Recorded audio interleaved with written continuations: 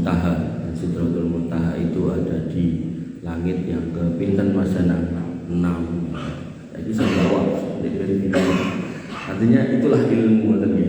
Jadi barang-barang gaib itu kalau kemudian kita pakai ilmu dengan dalil jawabnya penak, mantep. Tapi nek ora pakai dalil, gak pakai ilmu, saat ini ngomong ngeten, besok ketemu wong liya meneh, ganti meneh, bingung, mumet. Maka ketika kemarin kita bahas itu di dekat Sidratul Muntaha di bawah arsy Allah, maka berarti ada makhluk Allah berikutnya yang namanya arsy. Jadi arsyil azim, arsy yang besar, agung. Dan ayat tentang ini banyak. Dan ayat yang banyak ini ternyata tidak menghadirkan keimanan buat sebagian kaum muslimin, di mana mereka tidak mengimani maksud ayatnya seperti itu dan tidak ditafsir macam-macam. Allah Subhanahu wa taala berfirman tentang arsy ini dan Quran yang pertama gitu. Dan Quran surat Al-A'raf ayat 54. Allah Subhanahu wa taala berfirman, "Alladzi khalaqas samawati wal arda fi sittati ayyamin tsumma stawa 'alal arsy." Sesungguhnya Allah Rabbmu yang telah menciptakan langit dan bumi dalam 6 masa. Walaupun ayam itu jamak dari yaum yang artinya hari, tapi mufassirin lebih senang menggunakan kata masa karena hari pada waktu diciptakannya itu berapa lama nggak tahu, apakah 24 jam atau apa nggak tahu. Kemudian setelah itu Allah istiwa di atas arsy. Nah di sini banyak khilaf di antara kaum muslimin. Walaupun sebenarnya khilaf itu datangnya belakangan. Artinya ketika kita kembali kepada ulama-ulama yang merumuskan akidah Islam dari masa ke masa, itu mereka sepakat dengan ucapan Imam Malik bahwasanya al-istiwa'u ma'lumun, yang namanya istiwa bersamayam itu mesti ngerteni jane maksudnya apa. Tapi yang terjadi adalah wa kaifiyatu majhulun. Kalau konteksnya Allah seperti apa, maka itu tidak diketahui. Wasu'alu anhu bid'ah, mempertanyakan tentang bagaimana cara Allah beristiwa itu sebuah permasalahan yang bid'ah atau salah. Artinya para sahabat dulu nggak pernah bertanya kepada Nabi, ya Rasul, istiwanya Allah itu seperti apa. Mereka begitu mendengar ayat ini ya menerima gitu aja. Sami'na wa amanna, kami mendengar dan kami mengimani. Nggak banyak pokoknya takok. Makanya dalam hal-hal yang nanti saya singgung, misal kayak jarak antara kemarin itu antara langit satu dengan yang lain 500 tahun perjalanan. Nah, itu perjalanan opo itu juga nggak ditanyakan sama para sahabat. Unta, jaran, melaku. Makanya kemarin saya contohkan nek melaku gitu kan. Itu kan, tapi bukan berarti itu maknanya melaku gitu. Ini menunjukkan bahwasanya para sahabat dulu itu nggak banyak nanya. Gak banyak tanya, beda kayak orang sekarang. Orang sekarang itu pokoknya kudu tekok, kudu dijawab. Nek ra iso jawab ustate, padahal ustate jane hati-hati, itu langsung di stempel bodoh atau pokok. Jadi seolah-olah ustate itu bisa jawab, padahal kalau barang goib itu benar-benar harus hati-hati. Nah, makanya orang-orang kayak model Mama Gufron itu disenangi oleh sebagian mereka yang senangnya pokoknya udah ada jawabannya gitu. Maka gak semua barang-barang goib itu harus ada jawabannya, dan gak semua barang goib kita harus tahu gitu. Nek ngerti terus ngomong kan gitu. Kemudian dalam Quran surat Al-Hadid Allah Subhanahu wa taala berfirman dengan ayat yang bunyinya mirip, waladzi khalaqas samawati wal arda fi sittati ayyamin tsumma stawa 'alal arsy. Dialah yang menciptakan langit dan bumi dalam 6 masa, kemudian bersemayam di atas arsy. Dua dalil ini, dan bahkan para ulama sebagainya mengatakan ada 1000 dalil loh yang dikumpulke kalau Allah itu berada di atas arsy-nya. Ngono terus ada yang mengatakan berarti arsy lebih gede di bawah Allah. Padahal ayat ini tidak menyatakan seperti itu, dan para sahabat tidak pernah menanyakan seperti itu, dan Nabi juga pernah mengatakan seperti itu. Artinya kita terima aja kalau Allah itu ada di atas arsy-nya. Soal kaifiyahnya seperti apa nggak usah ditanyakan. Apakah yang di atas itu selalu lebih kecil dari yang di bawah? Boten mesti. Dan jenengan ngangge sendal jenengan masuk lebih gede timbang jenengan, ora mungkin gitu kan. Artinya logika bahwasanya yang di atas itu selalu lebih kecil dari yang di bawah itu kan untuk manusia. Adapun untuk Allah ya belum tentu. Apakah yang di atas jenengan dalam artian lantai 2 ini terus lebih kecil dari kita yang di bawahnya ya belum tentu kan. Artinya dalam konteks kehidupan pun itu nggak selalu seperti itu, betul. Makanya Imam Malik mengatakan wasoalu an bid'ah, seorang sama kayak takok lah soal itu. Makanya nanti dalam bab tauhid asma wa sifat itu biasanya penutupannya itu adalah kita itu nggak usah banyak nanya tentang Allah, tapi kita yang akan ditanya. La yus'alu anhu wa antum tus'alun.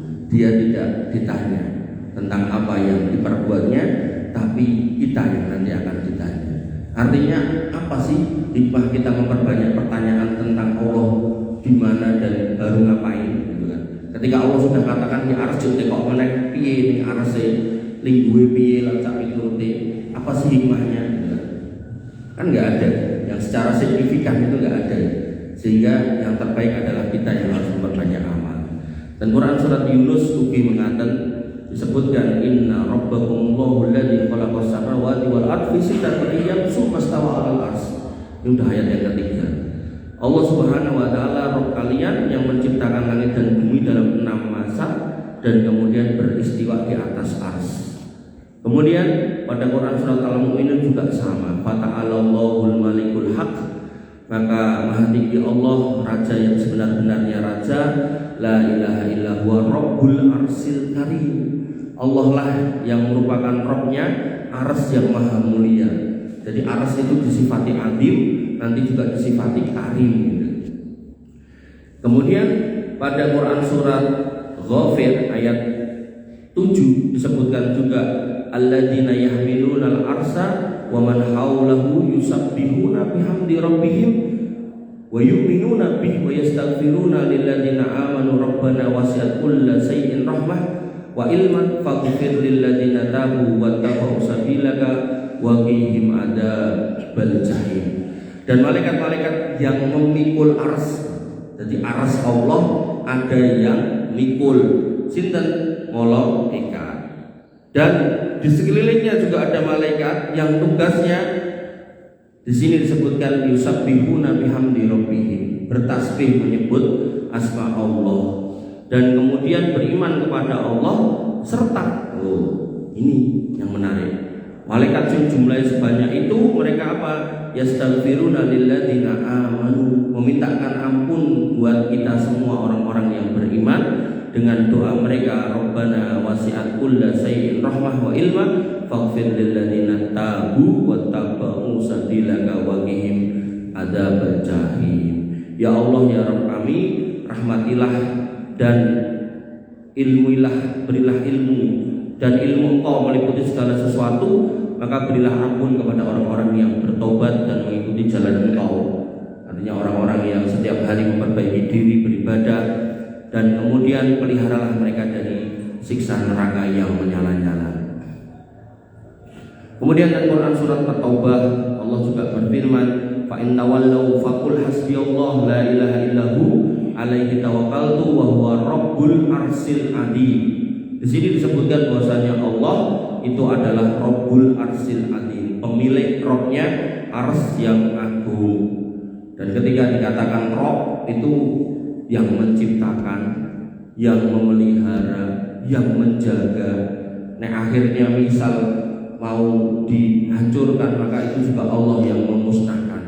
Jadi kata Rabb itu luas maknanya, meliputi dari mulai yang menciptakan, yang menjaga, memelihara, sampai kemudian kalaupun harus menghancurkan maka ya Allah sendiri yang kuasa, gak ada orang yang bisa. Makanya ketika dengan mengucapkan alhamdulillahirabbil alamin, niku hakikatnya semua yang di alam semesta niki Allah yang menciptakan, Allah yang mengadakan, Allah yang menjaga, yang memelihara. Kalaupun nanti akhirnya harus kiamat semua diratakan, yang mampu ya cuman Allah. Lah kayak kok enek trompet, itu cuman makhluk Allah yang disuruh untuk melakukannya. Dia pun sebenarnya nggak bisa itu kalau Allah nggak mengizinkannya. Ugi ketika kisah Dajjal bagaimana Dajjal bisa menghidupkan orang mati. Kalau Allah nggak berkenan ya nggak bisa. Isa al-Masih juga sama. Kemudian Ya'juj Ma'juj dengan semua perbuatannya itu kalau nggak Allah izinkan juga nggak bisa. Termasuk ketika mereka turun dan melakukan semua perbuatan merusak, maka yang menghentikan juga bukan manusia, Allah sendiri dengan dihujani, dikasih nama kayak set ngoten niku nemplek ten gulune, kemudian mengerikiti dia sampai mati. Karena waktu itu Nabi Isa dan kaum muslimin disuruh mengungsi setelah menyelesaikan Dajjal dan orang-orang Yahudi beliau yang dhuwur bukit. Karena di sini akan muncul makhluk Allah yang namanya Ya'juj Ma'juj yang kamu nggak akan bisa kalahkan. Jadi orang beriman suruh delik, bukan suruh melawan. Gitu. Ini menunjukkan semua yang kuasa adalah Allah Subhanahu wa Ta'ala. Makanya makna Rabb kalau diterjemahkan Tuhan itu terlalu mempersimpel, gitu. Memperkecil, mempersempit makna. Makanya yang benar ya tetap Rabb. Nah, maknanya luas dari mulai menciptakan, menjaga, memelihara, memberi rizki, menghidupkan, mematikan, dan seterusnya. Allah Ta'ala alam. Kemudian pada Quran surat Al-Haqqah Allah menyebutkan juga tentang keberadaan ars wal malaku ala arja'iha, dan para malaikat yang berada di sekelilingnya. Wa yahmilu arsa rabbika fawqahum yawma idin samaniyah. Pada hari itu malaikat yang junjung si ars itu jumlahnya ada 8 dan junjungnya pakai kepala mereka. Nah kemudian dalam sebuah hadis dikatakan Nabi SAW bersabda, nah, ini mungkin ada angka lagi. Nih angka ini juga angka tahun apa? Apakah tahun ini? Apakah tahun yang seperti apa? Wallahu alam. Nabi mengatakan udhina li an uhaddisa an malakin min malaikatillah man min hamalatil ars. Aku diizinkan untuk berbicara dengan salah satu malaikat di antara malaikat pembawa ars. Jadi ars Allah niku sing mikul malaikate enten pinten mau 8. Nah, Nabi pernah diizinkan untuk ngobrol sama salah satunya. Tapi Nabi gak cerita ngobrolin nopo. Ngitung ngoten nggih gak usah penasaran dengan situ. Enggak ngomong ke aku ora gitu. Mboten usah. Ora usah mikir ngoten. Nah, tapi Nabi mengatakan apa? Inna ma baina syahmati udunihi ila atiqihi masiratu sab'i mi'ati amin. Yang mana kata Nabi SAW jarak antara dua kupingnya ini. Nah, ini nek bayangi malaikat bentuknya kayak menungso. Malaikat bentuknya kayak ngopo kula gak jare nanti delok. Bahkan nanti dalam sebuah hadis dikatakan bentuk asli Jibril itu duwe suwiwi 600 coba. Jangan kan biasanya delok manuk suwiwine loro, terus kok enek wong duwe manuk suwine 3 wis bingung, 4 bingung iki 600. Terus piye dadak digambar mboten usah.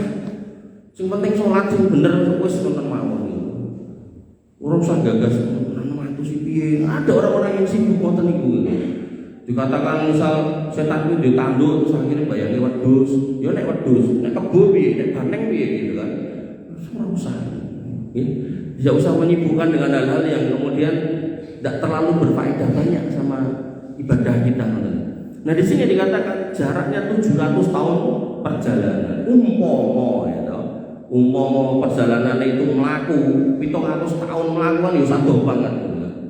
Umpama. Tapi kan kita nggak tahu apa yang dimaksud di sini 700 ini. Dan juga nggak usah bingung. Terus kudu jelas, kudu clear, nggak usah gitu. Ini menunjukkan bahwasanya malaikat itu gede banget. Sehingga arsnya yo gede banget. Bapak Ibu yang dirahmati oleh Allah Subhanahu wa taala. Dan Quran As-Zumar Allah juga menegaskan lagi keberadaan ars. Wa taral malaikata hafina min haulil ars, dan kamu akan melihat malaikat-malaikat melingkari di sekeliling ars. Jadi ars diangkat 8 terus sekelilingi enten malaikate.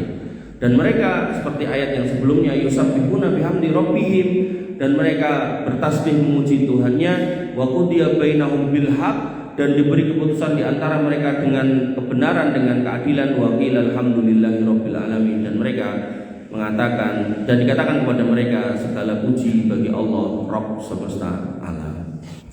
Kemudian pada Quran surat Al-Furqan ayat 59 Allah juga menyebutkan keberadaan ars. Alladzi khalaqas samawati wal arda wa ma bainahuma fi sittati ayyamin tsumma stawa 'alal ars. Dialah yang menciptakan langit dan bumi dan apa yang ada di antara keduanya dalam 6 masa. Di langit bumi saisine. Di antara langit dan bumi niku sinten malaikat, mereka ada di sana. Bahkan nanti dalam sebuah hadis tidak tertinggal satu jengkal tempat di langit kecuali ada malaikat yang bertasbih. Itu malaikat itu jumlahnya kuat. Cacah piro Mas pase piro wis boten ngertos. Boten ngertos. Dan di sana ada namanya Baitul Ma'mur, sebuah tempat yang mana setiap hari malaikat itu sebanyak 70.000 masuk tapi nggak pernah keluar. Wih masjid apa Mas boten ngertos. Ada sebagian ulama yang berpendapat Baitul Ma'mur niku nek dijejeke ngeten niku jejeke Ka'bah. Nah niku ning langit piro Mas boten ngertos ugi. Ngoten nggih. Jadi memang urusan gaib niku kalaupun mau disampaikan dalile ndi lagi gitu loh. Nek usane ra iso jawab ya ampun disalahke, sak bodoh ya ampun gitu kan. Karena mungkin dia ilmunya nggak nyampe atau nggak tahu dan dia hati-hati gitu. Jadi nggak selalu gitu. Bahwasanya nggak tahu itu jelek gitu. Bahkan sebagian ulama mengatakan ketika ditanya terus jawab nggak tahu dan benar-benar nggak tahu itu bagian dari setengah dari ilmu gitu. Nah, tapi nek ngawur itu bahaya. Bapak Ibu yang dirahmati oleh Allah Subhanahu wa taala.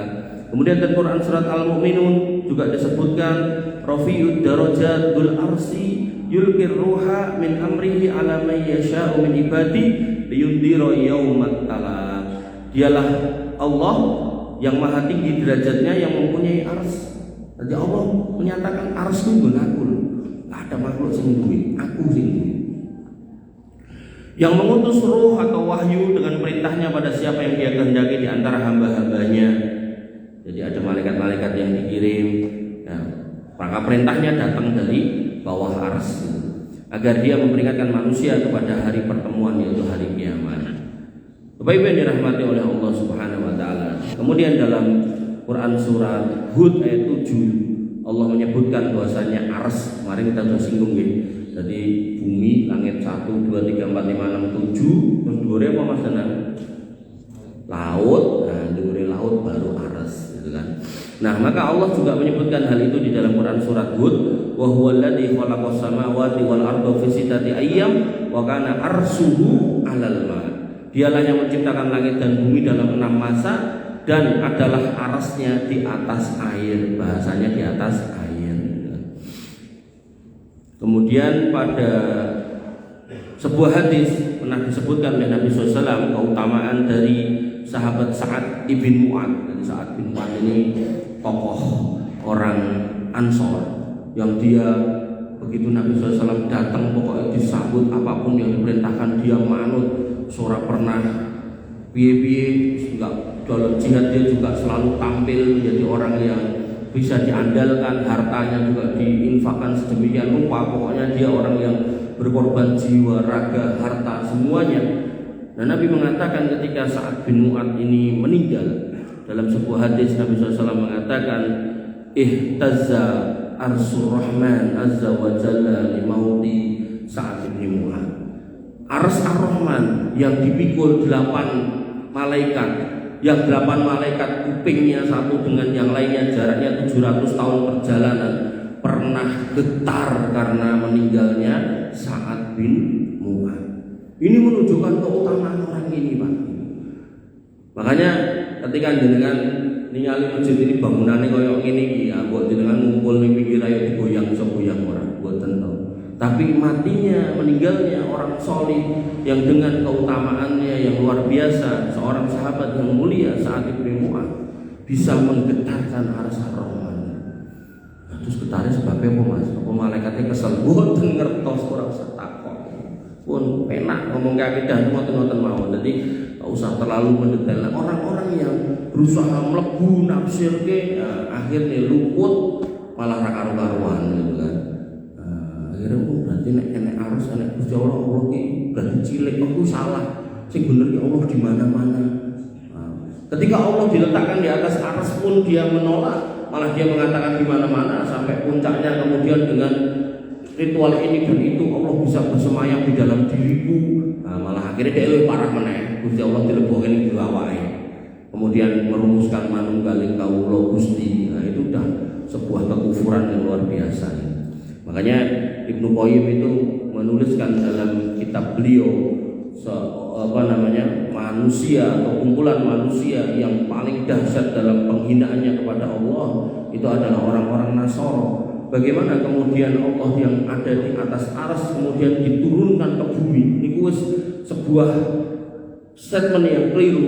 Orang tekan ngono dilebokke ning jero wetenge menungso sing jenenge Maryam. Bahkan nggak cuma sampai di situ, dia pun menetap di situ 9 bulan 10 hari berdekatan dengan segala macam jeroan manusia termasuk kotorannya. Parah lagi bahkan dikeluarkan melalui jalan keluarnya najis, dan begitu keluar kemudian dia lemah. Sebagaimana kita ketahui bayi-bayi itu dengan darah dan kotoran dia keluar dan kemudian dia pelan-pelan tumbuh. Maka Ibnu Qayyim mengatakan itu manusia atau kumpulan manusia yang penghinaannya kepada Tuhan luar biasa. Sehingga kalau ada orang Islam melu-melu, ning bahasane beda manunggaling kawula Gusti. Bahasane kaya beda ning jane padha. Nah, ini sebuah masalah lagi. Makanya Nabi SAW mengatakan sebuah kalimat yang maknanya dalam. Buistu bijawamil kalim. Aku tuh diutus dengan jawamil kalim. Sebuah kalimat yang jane kalimatnya itu simple, tapi maknanya luas kalau kita mau menerapkan di banyak tempat. Nabi pernah mengatakan man tasabbaha biqaumin fahuwa minhum. Siapa yang menyerupai satu kaum, maka dia seperti kaum ini. Ini kaidah. Bagaimana orang Islam nggak boleh sama dengan orang di luar Islam. Makanya ketika puasa Asyura, Nabi SAW puasa, sahabat mengingatkan, loh orang Yahudi ya puasa ya Rasul. Kemudian Nabi mengatakan, nek umurku dawa, tahun ngarep aku meh puasa ket tanggal songo. Qadarullah, Nabi nggak pernah hidup sampai tahun depan. Makanya sebagian ulama berpendapat tetap disunahkan untuk puasa dari tanggal 9 dan juga 10 dalam rangka menyelisihi ahli kitab, menyelisihi orang-orang Yahudi dan Nasrani. Sehingga kalau ini diterapkan dalam kaidah agama, maka nggak akan ada syariat Islam yang serupa dengan agama lain. Kok enek wong Islam ngomong manunggaling kawula Gusti, berarti iki padha kaya sing ajaran kuwi mau. Nah, berarti ini salah. Ngoten cara mengidentifikasi. Termasuk ada sekelompok kaum muslimin di Indonesia ini yang kemudian gawe ormasnya dijenengi LDII gitu kan. Terus dia memformat yang namanya taubatan nasuha, itu harus kemudian menyesal, kemudian dia berjanji berikrar tidak akan mengulangi, terus dia kemudian harus beramal solih. Jane kan ya kayak gitu formatnya. Tapi dia melihat tuh orang Nasrani, bagaimana mereka kemudian bertobat dadak mojok di satu tempat di gerejanya, ada sebuah bilik, di situ ada pendetanya dan mengatakan, wahai pendeta, tadi malam saya habis begini dan begitu, maka saya minta ampun atas dosa saya. Kata pendeta, yo diampuni. Nah, orang-orang ini juga sama melakukan hal yang serupa. Bedone tidak dibikin kotake, tapi dibikin surate. Surat pernyataan, saya nama Fulan bin Fulan telah melakukan ini dan itu bersama si ini dan si itu. Kemudian saya 1 menyesal, 2 berjanji tidak akan mengulangi, yang ketiga saya nyumbang 3 juta rupiah. Ini jadi kuwi yang terakhir jadi. Tanda tangan di atas metre. Bedone opo kali wong Kristen iki wae. Maka kalau ini dilakukan, ya berarti ini gampang cara memetakan nek kowe iki jane luput kadoan. Karena tadi lho, man tasabbaha biqaumin fa huwa minhum. Agama ini syariatnya enggak akan pernah sama dengan agama manapun. Ngoten. Nggih. Bapak Ibu yang dirahmati oleh Allah Subhanahu wa taala. Kemudian dalam sebuah hadis Nabi SAW pernah mengatakan, An Abi Dzar qala, dari Abi Dzar beliau berkata, Sa'altu Rasulullah sallallahu alaihi wasallam, aku pernah bertanya kepada Nabi SAW an qaulillahi ta'ala, tentang firman Allah, wasyamsu tajri limustaqarri laha. Tadi di Quran surat Yunus ayat 38 Allah berfirman, matahari itu beredar pada tempat porosnya. Jadi matahari muter di atas porosnya, mustaqarril laha. Kemudian saya bertanya, apa makna mustaqarril laha? Porosnya itu apa? Kata Nabi SAW, qala mustaqarruha tahtal ars. Porosnya ada di bawah ars. Nah, bumi, matahari kan berjarak toh. Nek ten apa pelajaran fisika nih kok planet paling depan apa Mas? Merkurius, Pak Guru. Merkurius, terus Venus, gitu. Terus Mars, lagi bumi kan, berarti berjarak toh. Nah di sini Nabi mengatakan matahari itu beredar di porosnya lah. Porosnya di mana? Tahta ars. Ini juga bisa dijadikan alat untuk mengukur tahta ars, nanti antara dia dan ars jaraknya kan juga ada mestinya kan. Ini bisa digunakan untuk mengukur nih jarak di sini dan di sini itu berapa gitu kan. Ini kan kemudian kita nggak pernah dibahas seperti itu. Artinya Nabi juga nggak pernah jelaskan. Makanya saya tadi iseng-iseng nyari di internet gitu. Berarti kan ini sudah pelajaran orang-orang kafir gitu yang kita terima, kita ya tahu meter kok gitu kan. Nah orang kafir menyebutkan bahwasanya jarak bumi dan matahari itu 149,6 juta kilometer. Itu corong hitungnya boten terus di boten.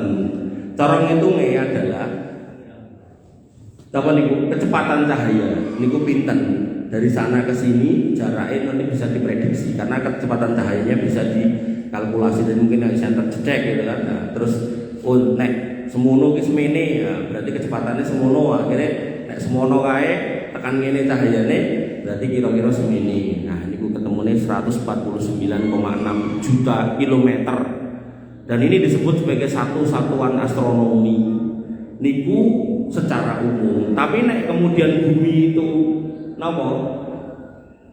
rotasinya bentuknya elips, muter ini lho, bentuknya elips boten bunder. Maka pada jarak terdekat dengan matahari boten mriki ne, tan matahari menika niku 147,1 juta kilometer. Kemudian jarak yang paling jauhnya berarti di sebelah sininya itu 152,1 juta kilometer. Terus nek ngerti iki terus meh ngopo Mas Danan? Ngopo kan? Artinya ini ngerti ya apa-apa. Makanya hal-hal yang kita itu kalau nambahi volume mikir gitu kan ya, maka nggak harus kemudian kita ngerti. Kecuali memang kita itu seorang astronot atau ahli astronomi lah, monggo lah kalau memang kerjanya itu. Tapi nek ngapunten dino-dino ning sawah, dino-dino dodolan nopo itu ngapain mikir kayak gini gitu kan. Dan ketika kita ngomongkan diameter matahari ya, kalau biasa ndelok wonten internet. Jadi kalau nek ajeng mangkat ini biasanya kalau cek mulai materi ini nek sampeyan tambahin mboten. Dan itu 1, juta kilometer. Gede nih.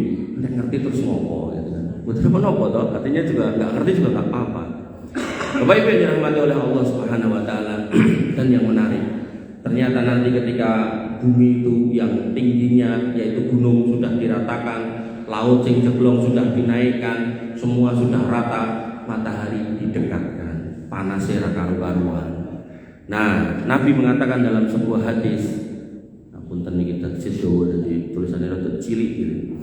Nabi SAW mengatakan dalam sebuah hadis, qala Rasulullah SAW, man andaro muksiron, siapa yang membebaskan utang orang yang kesusahan. Jadi benar-benar susah. Kadang kita diutangi orang janji neng meleset pas didelok ya memang lagi susah gitu kan. Au wado'alahu, atau kemudian mengikhlaskannya, jadi tadi itu memberi longgar atau membebaskannya, surasa sahur gitu kan. Senajan wong 1.000 Pak, ini enggak disebut angkane. Yang penting kok jenengan ikhlas, dadi ora kudu oke-okean mboten. Artinya jangan diutangi 10.000 ikhlas, 1.000 ikhlas, 2.000 ikhlas, nomornya jenengan dodol soto. Ini kita yang goreng tempe 100 kok bentuknya ora cocok lah. Terus tak ikhlaske ya. Ngoten iki saged. Jadi semua bentuk pengikhlasan atas harta yang diambil orang dari kita. Maka kata Nabi SAW, lahu adallahu Allahu yaumal qiyamah, maka Allah akan menaungi pada hari kiamat tahta dhilli arsi, di bawah naungan arsnya, yaumal dhilla illa dhillu, pada hari enggak ada payung yang bisa menaungi manusia untuk mencegah panasnya matahari yang sudah didekatkan ini. Sehingga di sini menjadi pemahaman yang menarik bahwasanya Allah pun merelakan arsnya, makhluk Allah yang paling besar, paling agung, untuk menjadi payung ketika orang-orang yang beriman mau mengikhlaskan, memudahkan urusan orang lain. Dan kemudian dalam hadis yang lain juga ada 7 golongan yang akan dinaungi dengan naungan yang tidak ada naungan pada hari kiamat. Ya, pertama imamun adil, imam yang adil, kemudian wasabun nasa'a fi ibadatillah, pemuda yang saka di masjid, makane jenengan nek gadah putra tesih nom kon saka masjid ampun saka perapatan. Nek njaluk motor ya tekoki meh nggo apa, nggo ning masjid Pak, masjid wadohe koyo ngopo gitu. Oh masjid iki ten mriko Pak Jayet, oh ya wis tak tukoke motor. Tapi nek dinggo trek-trekan Pak, rasa ditukok itu kowe tondel ya wis. Wa rajulun qalbuhu muta'allaqatun bil masajid, dan laki-laki yang dino-dino hari-harinya itu terpikir masjid ku enek sing adan ora yo, masjidku kok lampune pesing yo, masjidku kok lampune mati yo, ora dibayar listrike, pokoke pikirane mau masjid gitu kan. Wa rajulani tahabba fillah istama alaihi wa tafarraqa alaihi. Nah ini yang saya harapkan, yaitu orang-orang yang bertemu dan berpisah karena Allah, bertemu di masjid karena Allah, berpisah juga karena Allah, karena nanti juga akan ketemu lagi. Kemudian yang keempat, wa rajulun ta'atu imra'atun dzata mansibin wa jamalin qala ini akhafullah. Ini angel. Laki-laki yang kemudian disamperi sama wanita yang punya kedudukan dan cantik pula, diajak berzina tapi dia menolak, enggak, aku takut sama Allah gitu. Jadi bisa dilanjutkan dengan cara apa? Nek gelem ayo nikah kan bisa gitu. Nah, kemudian yang kelima, wa rajulun tasaddaqa bi sadaqatin fa akhfaha hatta la ta'lama simaluhu ma yunfiqu samiluhu. Orang yang kemudian berinfak dan dengan infaknya itu digunakanlah tangannya yang kanan tapi tangan kirinya enggak tahu gitu kan. Kemudian wa rajulun dzakarallahu khaliyan fa fadat ainah. Orang yang kemudian suka berkholwat dengan Allah, bukan menyendiri semata-mata menyendiri loh ya, tapi berkesendirian tapi dia dengan Allah. Jadi dia sholat sendirian di kamar, bukan mau dewean, napa istilahnya mikir terus domblong, bengong, suwung. Nah, akhirnya nanti itu parane setan. Makanya di sini kholian dalam kondisi zakarullah dengan berpikir kepada Allah secara sendirian. Fafadul aina, kemudian dia menetes air matanya karena teringat dosa-dosa. Itu 7 orang yang kemudian mendapat payung arasnya Allah tadi. Dan masih banyak dalil yang bisa kita sampaikan, yang intinya Bapak Ibu yang dirahmati Allah Subhanahu wa taala, bahwasanya Allah memiliki makhluk yang agung. Bahkan sebagian besar ulama berpendapat ini makhluk Allah yang paling besar, yaitu aras, yang arasnya dipikul oleh 8 orang malaikat, yang gedenya telinganya jaraknya adalah 700 tahun. Soal ini tahun apa, wallahu alam, saya nggak tahu. Dan ini ada di atas langit ke-7, di atas air atau lautan. Disitulah ada aras Allah Ar-Rahman, dan Allah beristiwa di atasnya. Dan kita dalam akidah tauhid asma wa sifat tidak usah mempertanyakan istiwanya Allah seperti apa. Kalau istiwanya manusia pun jelas. Rojo niku nek lenggahaken tahta kursinya ngoten niku. Presiden nek duduk di kursi rapatnya nggih ngoten niku. Tapi kalau Allah enggak usah ditanyakan dan enggak usah dihayalkan. Panjenengan nanti dengan keimanan jenengan, dengan keikhlasan jenengan, dengan ketakwaan jenengan, insya Allah bakal ketemu dengan Allah Subhanahu wa taala. Dah itulah iman yang benar, iman yang tulus, yang diwariskan dari Nabi SAW, para sahabat tabi'in, dan seterusnya diabadikan dalam berbagai macam kitab akidah, yang mana intinya tidak perlu terlalu banyak mempertanyakan pada hal-hal yang memang tidak dijelaskan oleh Allah dan Rasulnya. Tapi kalau kemudian ada penjelasannya, maka kita terima penjelasannya itu, walaupun mungkin akal nalar kita belum bisa menerima karena mungkin belum nyampe. Makanya contoh suri teladan terbaik dalam hal ini adalah Abu Bakar As-Siddiq. Ketika waktu itu Nabi SAW melakukan Isra Mi'raj, maka sebagian orang-orang yang baru beriman itu murtad melih, dan mereka mencari Abu Bakar As-Siddiq dan mengatakan, "Gelo kancamu ngomong ya bengi bar kok Mekah terus ning Palestina ning Masjid Aqsa bar kuwi munggah meneh. Piye ngono kuwi? Penampamu piye kira-kira?" Padahal jenengan nek pengen bayangin niku zaman niku motor ora enek, sepeda ontel ora enek gitu. Apa meneh pesawat itu. Maka orang waktu itu sudah gagas ada pesawat, ada roket, ada macam-macam. Maka kata Abu Bakar, bahkan nek DE ngomong lebih jauh dari itu, lebih gak masuk akal lagi dari itu, aku tetap beriman. Makanya Ibunda Aisyah mengatakan itulah asas sebab kenapa Abu Bakar itu mendapat gelar As-Siddiq. Dan As-Siddiq ini adalah orang-orang yang selalu membenarkan ajaran Allah dan Rasulnya. Tentu ajaran yang berdasarkan dalil yang sahih, bukan sing dalil-dalil palsu itu buatan ya, tapi dalil yang sahih.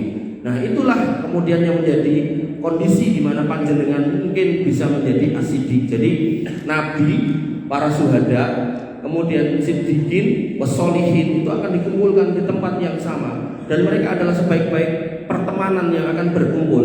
Nenek nabi kan kita bukan, gitu. Enten sing ngaku nabi kan boten, nabi sudah selesai. Kemudian yang kedua, syuhada.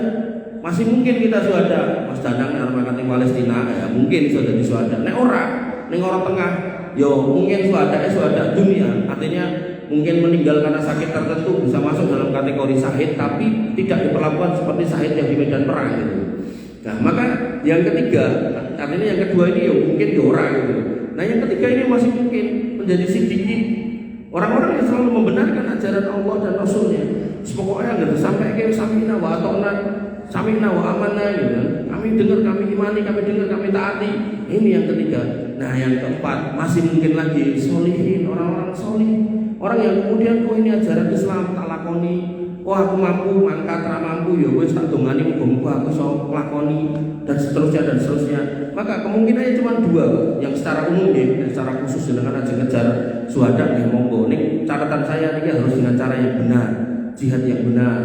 Ora terus pokoknya pengen nggak mati syahid, akhirnya boleh ransel di sini mercon, terus akhirnya boleh wong kafir dirangkul blendos dhuwur gitu kan, atau boleh gereja ini kleru gitu. Hal-hal seperti itu tidak diajarkan dalam Islam. Bahkan orang kafir itu enten 4. Nama Mas Danang. Yang pertama kafir zimmi, yaitu orang-orang yang kemudian membayar jizyah dan dijamin keamanannya oleh pemerintah Islam. Kemudian yang kedua kafir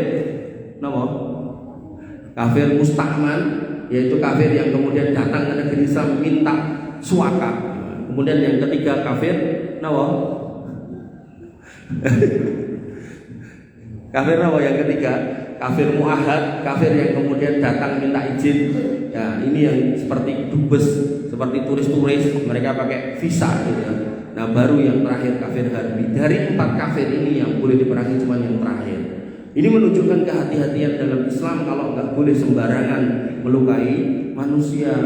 Nah, kafir yang ada di Indonesia ini masuk dalam kategori muahad, orang-orang yang kemudian dijamin oleh negara. Makanya Nabi SAW mengatakan man qatala muahadan lam yarah raihatal jannah. Siapa yang membunuh kafir muahad, maka dia enggak akan pernah mencium bau surga. Makanya kajian-kajian orang-orang ekstrim itu hati-hati. Ya, kadang tiba-tiba nongol datang, ngerti-ngerti ada anak muda di satu kampung ora tau sapa masjid, ngerti-ngerti mador. Di mana? Karena ya itu tadi enggak mau berkumpul dengan kaum muslimin, ngajine delian, sing diajari ngoten niku, akhirnya ditafsir dhewe. Meh kerja ora enek sing nampa, meh nglamar ora enek sing gelem, meh sekolah ra diragat, ya wis mati wae paling gampang, mati syahid carane ngoten iku. Nah, itu yang terjadi dalam dunia terorisme yang ada di Indonesia. Wabillahi cekap semanten dengan saged kula aturaken, kirang langkung pun nyuwun pangapunten. Insyaallah nanti malam kepanggih melih nggih. Nah, kita bahas tentang kaidah-kaidah halal haram dalam makanan. Semoga Allah mudahkan kita dalam menuntut ilmu. Kurang lebihnya saya mohon maaf. Alaikum subhanakallahumma bihamdika asyhadu an la ilaha illa anta astaghfiruka wa atubu ilaik. Assalamualaikum warahmatullahi wabarakatuh.